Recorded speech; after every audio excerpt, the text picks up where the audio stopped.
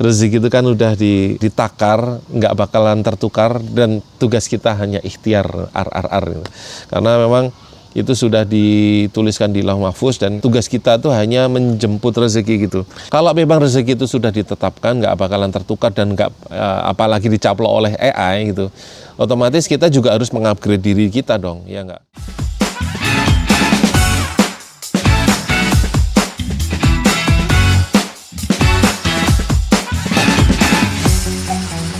Lanjut untuk Q&A-nya, ini dengan lokasi yang berbeda karena tadi di studio udah mulai ramai, udah mulai banyak yang masuk kerjanya, jadi takutnya saya nanti mengganggu gitu. Jadi ini pindah, kebetulan di seberang studio tuh ada resto Pawon Jinawi namanya. Nah ini view-nya langsung embung gitu. Jadi kita pindah ke sini supaya lebih enak ngobrolnya, Q&A-nya juga lebih leluasa gitu teman-teman. Oke, kita lanjut dari Mas Zulfan Al-Akhyar. Sebagai owner studio, gimana sudut pandang Mas Aryo ketika ada karyawan yang memiliki side job atau freelance di bidang yang sama? Nah ini sering banget yang ditanyain ke saya ya gitu. Nanti kalau tahu caranya terus gimana kalau kemudian keluar terus buka sendiri, nah kan gitu. Itu sering banget yang ditanyain.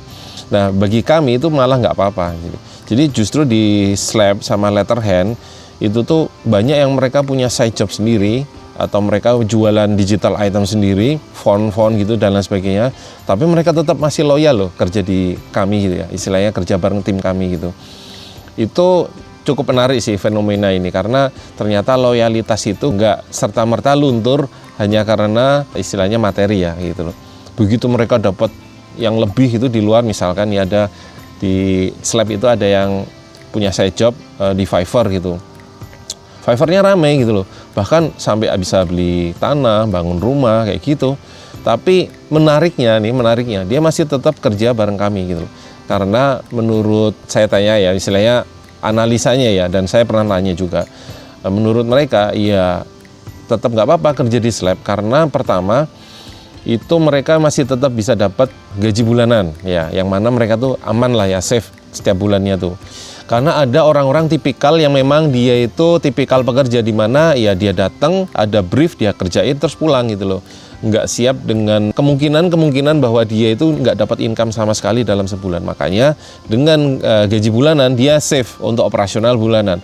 Lah terus side jobnya itu adalah untuk hasil tambahan dia, untuk tabungan dia, ekstra income lah ibaratnya kayak gitu, yang mana itu sendiri jadi akhirnya saling beriringan, saling menguntungkan ya gitu loh. Kita sendiri nggak pingin tim kami di situ-situ aja gitu, tapi di sisi lain kita pun juga punya kekuatan maksimalnya ibaratnya gitu loh. Bahkan yang ada kerja bareng kita sejak 2011 sampai sekarang pun juga alhamdulillahnya masih terus bareng membersamai kita gitu. Tapi kan ya kita juga pasti ada nilai maksimumnya ibaratnya seperti itu, walaupun udah kita kasih tunjangan, kita kasih bonus khusus loyalitas dan lain sebagainya kayak gitu. Nah caranya memang adalah dengan cari side job di luar, ngikutin dengan cara-cara yang udah kita lakukan di Slab. Mereka sangat terbuka sekali kita ya untuk belajar gimana cara dapetin klien, terus gimana cara negosiasi dan lain sebagainya. Mereka tanya-tanya, monggo silakan. Nah, akhirnya di situ malah terbentuk loyalitasnya yang tidak luntur hanya karena uang, karena materi, karena income. Karena kedekatan kita secara personal ya, secara emosional ke tim itu juga penting. Sehingga di saat mereka udah mendapat income yang lebih di luaran, misalkan itu selain gaji, mereka terus nggak kemudian pengen resign langsung fokus ke situ, walaupun mungkin bisa ya seperti itu. Tapi alhamdulillah ya enggak. Nah, itu pertama. Terus kedua, selain itu mereka juga butuh ekosistem. Di Slab ini kan mereka biasanya kalau kerja side job gitu, selepas kerja gitu kan, di luar jam kerja tentu saja. Dan kita bebaskan mereka mau kerja di sini sampai malam, mau pakai tempat kita, mau pakai wifi kita, silahkan gitu. Dan banyak yang mengikuti hal seperti itu gitu. Dan kita bebas-bebas saja. Bahkan nih contoh ekstrimnya nih, pernah ada nih tim kami yang izin, Mas nanti siang aku tak izin ya. Loh kenapa? Nanti siang mau ada deadline gitu, deadline mau kirim kerjaan ke klien. Oh ya udah nggak apa-apa, nanti tinggal aja absen gitu, terus habis itu selesai jam kerjanya terus pulang gitu. Ya lucunya dia itu tinggalnya di studio. Jadi dia, Mas tak absen, oh ya absen tut gitu, terus dia ke kamarnya, terus nggarap di kamarnya. Itu kerjaan side job. Nah itu adalah contoh profesionalitas ya, di mana bisa membedakan antara kerjaan yang memang kerja di studio sama kerja untuk side job sendiri gitu. Ya, jadi nggak konflik of interest.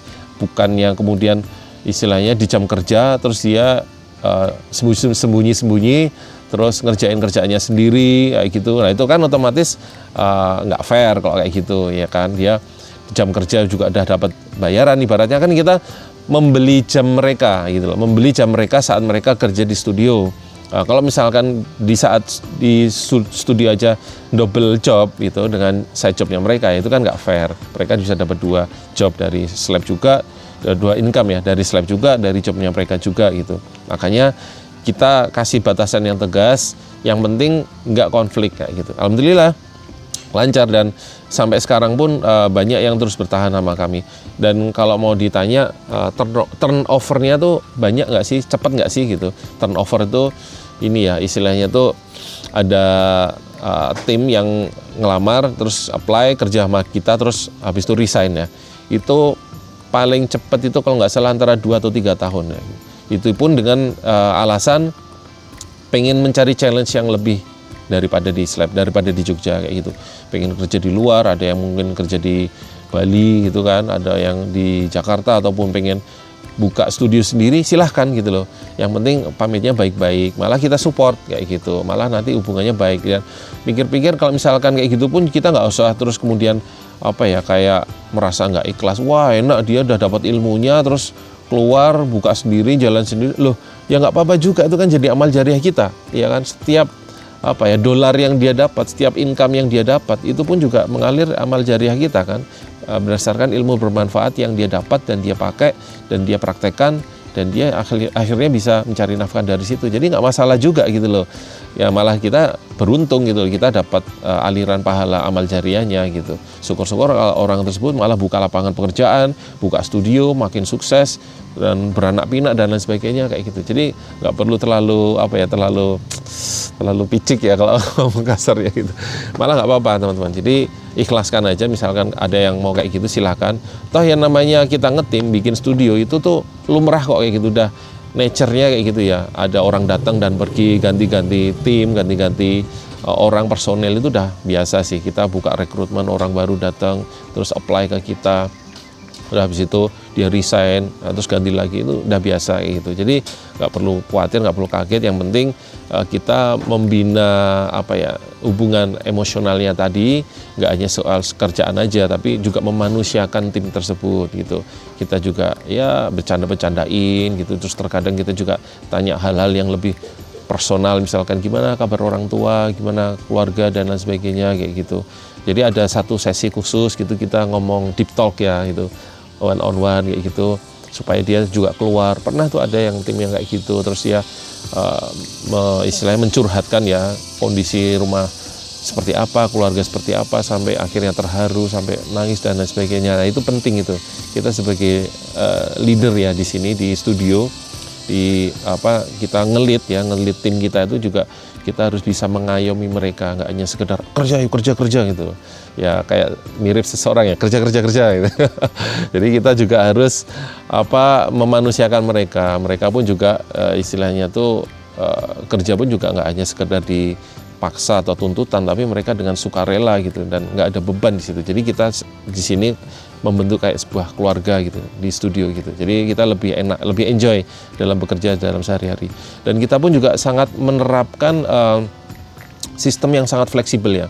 Kan ada juga yang istilahnya tuh udah nggak datang berapa hari terus dia dianggap keluar dari studio misalkan gitu. Kita ini punya aturan, bahkan istilahnya dia izin seminggu itu pun nggak apa-apa juga gitu loh. Mau sebulan bahkan nggak masuk pun nggak apa-apa juga. Yang penting dia nggak ngomong kalau dia itu mau mengundurkan diri gitu loh. Dan dia misalkan mau izin seperti itu juga ngomong jauh-jauh hari misalkan gitu. Ada Mas aku mau naik gunung loh, jadi semingguan tak tinggal. Oh ya nggak apa-apa, kerjaan-kerjaan yang sekarang berjalan dilimpahkan dulu, didelegasikan dulu siapa yang bertanggung jawab, supaya nanti kalau ada klien kasih feedback, revisi dan lain sebagainya masih bisa terus jalan. Nah kayak gitu. Karena apa? kok bisa sistemnya seperti itu. Kita semua kan terukur ya, ada yang namanya fingerprint gitu, jadi kayak PNS gitu. Ya itu sebenarnya bukan untuk gimana-gimana ya teman-teman, tapi itu supaya untuk mendisiplinkan aja bahwa ya apa yang kita bayar per bulannya itu berdasarkan jam kerja yang mereka luangkan di studio kayak gitu. Jadi kalau misalkan mereka hanya bisa meluangkan jam kerja efektif selama 2 minggu, ya mereka mendapat seperti apa yang mereka luangkan, ya 2 minggu doang ibaratnya seperti itu. Jadi istilahnya itu pengertiannya itu bukan kita memotong gaji ya gitu, ibaratnya gaji full terus kita potong karena dia nggak masuk atau gimana, tapi kita membayar memang apa yang mereka luangkan di studio. Dengan begitu akhirnya sangat fleksibel, teman-teman juga banyak kerasan kayak gitu. Kalaupun ada kerjaan yang sifatnya sangat urgent mendesak, ya, kerjaan dari klien, sedangkan dia masih di luar kota, itu pun juga bisa dikerjakan secara remote. Tapi dengan catatan bahwa ini sifatnya urgent dan tidak dilakukan istilahnya menjadi sebuah kebiasaan kayak gitu. Karena itu sifatnya ya itu tadi urgent gitu. Mungkin gitu ya jawabannya. Terus yang lanjutnya adalah dari Mas Hengki Handoko. Mau tanya Mas Aryo, gimana cara menepis pikiran atau anggapan seseorang desainer grafis yang khawatir bahwa teknologi AI bisa mengurangi rezekinya, padahal rezeki manusia sudah diterapkan 50.000 tahun sebelum penciptaan langit dan bumi. Masya Allah, keren banget, keren. Ya memang kayak gitu ya, rezeki itu kan udah ditakar, nggak bakalan tertukar, dan tugas kita hanya ikhtiar karena memang itu sudah dituliskan di Lauh Mahfuz dan tugas kita tuh hanya menjemput rezeki gitu. Ya memang gini teman-teman, AI itu sekali lagi ya, AI itu hanyalah tools. Dia tetap sebuah mesin yang harus dioperate oleh seseorang, harus dioperasikan. Sama seperti Adobe Photoshop, sama seperti Adobe Illustrator, sama seperti Figma dan lain sebagainya. Itu tools gitu loh. Nggak bakalan bisa bikin sebuah karya yang istilahnya tuh sampai menggantikan seseorang ya, menggantikan istilahnya rezeki orang. Sampai akhirnya, wah gara-gara AI ini jadi seret rezekinya kayak gitu. Nah ini menarik ya teman-teman, karena gini istilahnya cara berpikirnya seperti ini.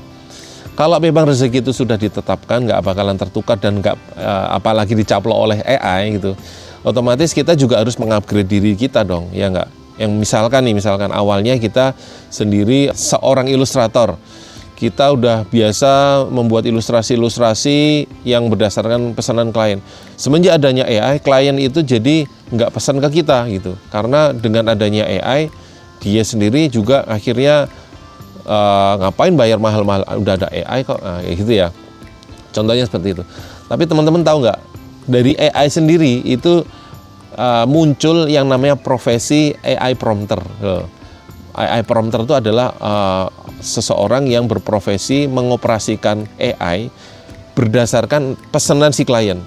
Jadi kalau kita nge-prompt di AI, kita ngetik komen di AI, itu juga nggak gampang loh, bener. Jadi istilahnya itu nggak serta-merta apa yang ada di pikiran kita ketik menjadi sebuah ketikan, terus kemudian muncul di hasilnya AI itu seperti apa yang di otak kita gitu. Karena itu butuh butuh cara menuangkan dari pikiran kita, dari otak kita, dari imajinasi kita menjadi sebuah tulisan yang kemudian tulisan itu bisa diterjemahkan juga AI sesuai dengan apa yang kita pikirkan. Nah itu PR sendiri gitu. Jadi banyak juga desainer-desainer yang malah menggunakan AI ini sebagai referensi gitu loh, sebagai referensi yang kemudian dari referensi itu terus dijadikan sebuah karya basic ya, tapi bukan ngedit ya, bukan ngedit, memanipulasi, bukan, tapi dijadikan sebagai referensi. Referensi apa? Misalkan referensi pose, atau mungkin referensi referensi kostumnya yaitu, atau kemudian referensi nuansa backgroundnya dan lain sebagainya, itu bisa pakai AI. Cuman kan memang AI ini masih diperdebatkan ya antara soal copyright. Banyak juga yang ya komplain ya, ini asal nyomot ini dari gambar-gambar di internet diramu menjadi satu, habis itu dijual berdasarkan komersil dan lain sebagainya kayak gitu. Ya kayak gitu ya. Jadi ya itu akhirnya kembali ke kita sendiri. Kita sendiri mau mengupgrade skill kita nggak?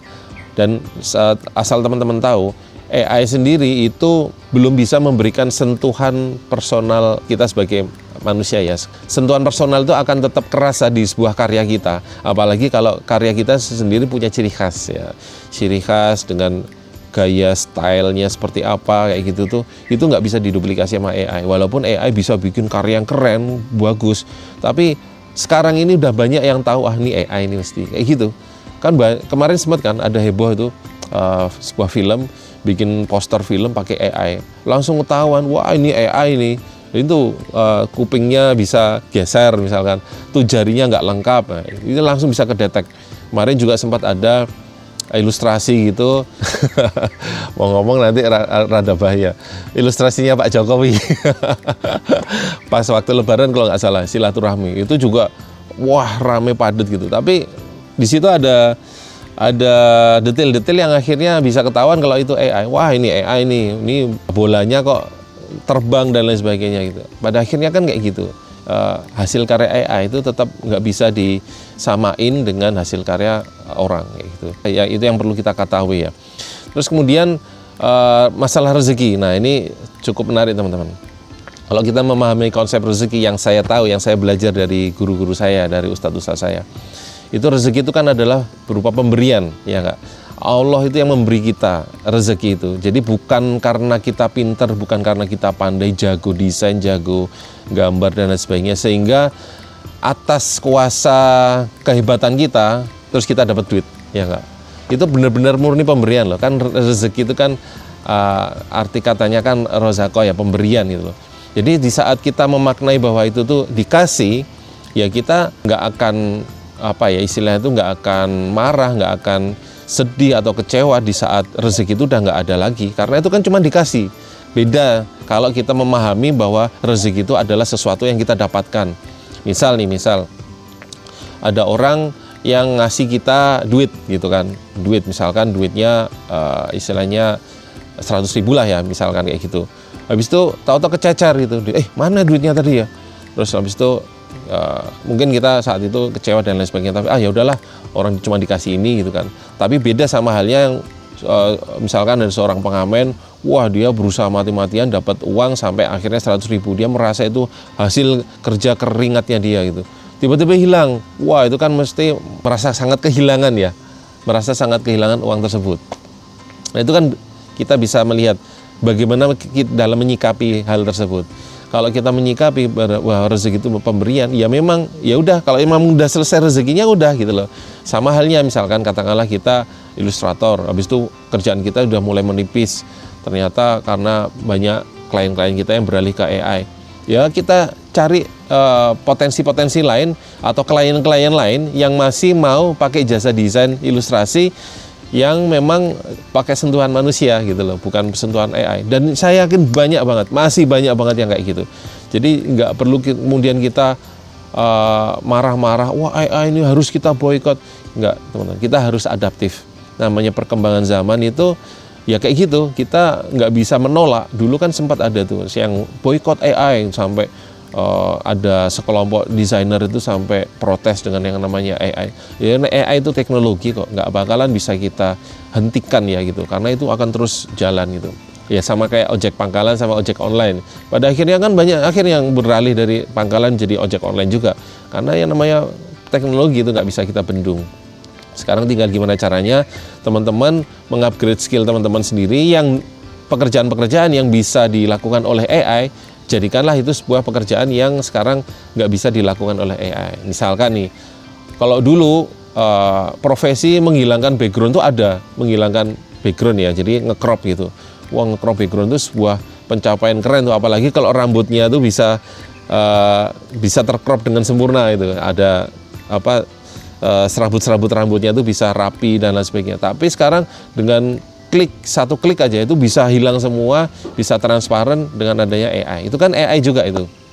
Nah, berarti kan otomatis tugas kita gimana? Ya nggak hanya sekedar skill kita cuma buat nge-crop background doang, tapi juga harus lebih dari itu. Dengan foto manipulation dan lain sebagainya, dengan digital imaging, yang mana itu nggak bisa di-replace oleh AI kayak gitu. Banyak kok juga teman-teman saya yang masih berprofesi sebagai digital imaging sampai sekarang dan masih laku-laku aja, masih banyak-banyak job aja kayak gitu. Jadi akhirnya kita kembali lagi bahwa rezeki itu semua sudah diatur dan nggak perlu khawatir. Kalau memang sama klien itu udah selesai rezekinya, udah berarti memang udah cukup sampai situ. Tinggal kita coba cari yang lain, kita ikhtiarkan yang lain, dan kita harus terus percaya, istilahnya kan Allah bersama prasangka hambanya ya. Jadi kita terus optimis aja bahwa kita masih bisa terus berkarya, masih bisa terus mendapatkan income dari hasil-hasil karya kita, dan nggak peduli, nggak takut dengan yang adanya AI. Bahkan justru AI itu kita jadikan tools untuk kemudian memperkuat kita dalam berkarya dan menjadikan kita juga bisa makin dapat job-job lain dari situ. Oke gitu, Mama.